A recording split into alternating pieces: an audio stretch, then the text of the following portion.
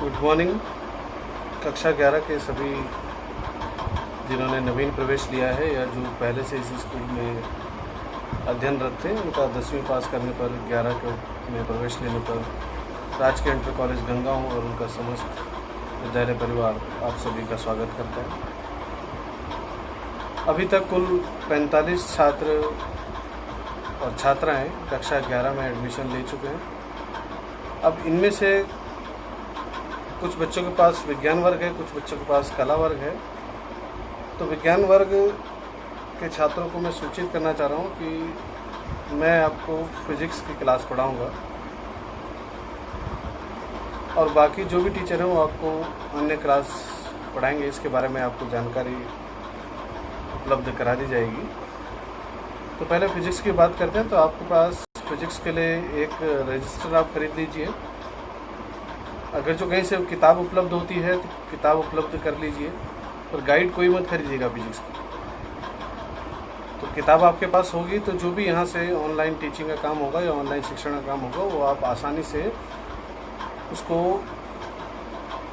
Copy कर सकते हैं, क्योंकि समझ में कितना आएगा इसका अभी कोई पैमाना नहीं है कि किस तरह कितना आपको उसे समझ में आएगा। क्योंकि क्लासरूम टीचिंग जो होती है वो ज़्यादा इफेक्टिव होती है जब टीचर और छात्र एक दूसरे से आमने सामने का संवाद करते हैं, तो वो ज़्यादा इफेक्टिव काम करता है। तो क्योंकि आप लोग का एडमिशन एक ऐसे समय में हो रहा है जब पूरा विश्व एक ऐसी महामारी से जूझ रहा है कि जिसमें आप लोगों का स्कूल में आना क्या है, प्रतिबंधित है। क्योंकि सबसे पहले जो छात्र हैं उन्हीं पर, क्योंकि उनकी इम्यून सिस्टम थोड़ा सा वीक होता है या फिर छात्रों में सोशल डिस्टेंसिंग का कोई ख्याल नहीं होता, तो इसलिए शायद अब ये स्कूल जो हैं ये कब खुलेंगे इसका कोई अनुमान अभी हम नहीं लगा सकते। लेकिन जिस दिन भी स्कूल खुलेंगे उस दिन के सिलेबस के हिसाब से आप लोगों की जो पढ़ाई है वो स्कूल में पुनः प्रारंभ होगी, ऐसी मैं आशा करता हूँ।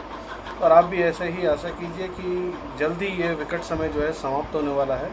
तो आपको फिजिक्स के बारे में बता चुका हूँ। तो फिजिक्स में आपने क्या करना है, एक रजिस्टर खरीद लीजिए जल्द, ताकि मैं जल्द क्लास लेना शुरू कर सकूं। तो आप व्हाट्सएप के माध्यम से ही इसी ग्रुप में आप सूचित कर दीजिएगा कि आप सभी के पास या तो किताब उपलब्ध हो चुकी है या फिर कॉपी आप उपलब्ध कर चुके हैं, तो आप उसमें फेयर में काम करना प्रारंभ कर दीजिएगा।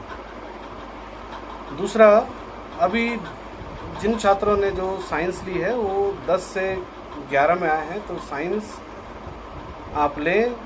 इसके लिए आपको मनाही नहीं है कि साइंस नहीं लेनी चाहिए, या फिर साइंस केवल वही छात्र ले सकते हैं जिनके पास बहुत अच्छे मार्क्स आते हैं।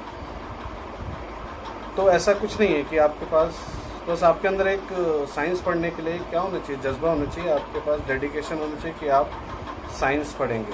मैं खुद हाई स्कूल में मेरे किसी कारणवश गणित में 38 नंबर आ गए थे, लेकिन फिर भी मैं 11 में मैंने साइंस ली और गणित भी ली, ठीक है। और आपके सामने आज मैं फिजिक्स का लेक्चरर हूँ। और तो आप जब भी साइंस ले रहे हैं तो साइंस लेने के पीछे आपका मकसद क्या है। ऐसे नहीं है कि आप उसने साइंस लिया है, मेरे दोस्त ने लिया तो मैं भी ले लेता हूँ। आपके पास मकसद क्या है उसको आप ध्यान में रखिए कि आगे चल के आपने साइंस में क्या करना है। अगर जो आपको ऐसा कोई जानकारी नहीं कि साइंस के बाद क्या करना है, तो आप उसको जान लीजिए कि साइंस के बारे में, साइंस के बाद क्या कर सकते हैं और करना क्या चाहिए। तो 2-4 दिन आप चल के देख लीजिएगा कि साइंस किस तरह से पढ़ी और पढ़ाई जाती है। उसके बाद अगर जो आपको कोई कन्फ्यूज़न होता है और आप सब्जेक्ट चेंज करना चाहते हैं, कल एक छात्र का मैसेज भी आया कि क्या मैं अभी सब्जेक्ट चेंज कर सकता हूं, तो आप अभी, क्योंकि फ़ीस का कोई लेना देना नहीं है, फ़ीस नहीं जमा हो पा रही है, तो केवल डिफरेंस जो होता है, अंतर जो होता है वो 5-10 रुपये का अंतर है साइंस और आर्ट्स में। तो अगर जो एक बार आपकी फ़ीस जमा होगी तब सब्जेक्ट चेंज करने में आपको मनाही होती। लेकिन अभी फ़िलहाल 2-4 दिन, 1 हफ्ता, 10 दिन आप क्या कर सकते हैं, अपने विषय परिवर्तित कर सकते हैं। अगर जो कोई करना चाहे, अभी नहीं तो कल, नहीं तो परसों, अगर जो आपको ऐसा लगता है कि आपको कोई विषय ज़्यादा कठिन महसूस हो रहा है, तो आप क्या कर सकते हैं, उस विषय को चेंज कर सकते हैं। तो इन्हीं शब्दों के साथ मैं आशा करता हूँ कि आप अपनी क्लास में ध्यान देंगे। जो भी आपको काम मिलेगा उस काम को आप करते रहेंगे, और जितने भी टीचर आपको काम दे रहे हैं सभी की कॉपियाँ आप अच्छी तरीके से बनाएंगे। और कभी जिस दिन हमारा किसी गांव में विजिट होगा तो हम आप लोगों की कॉपियाँ चेक कर सकें। Thank you.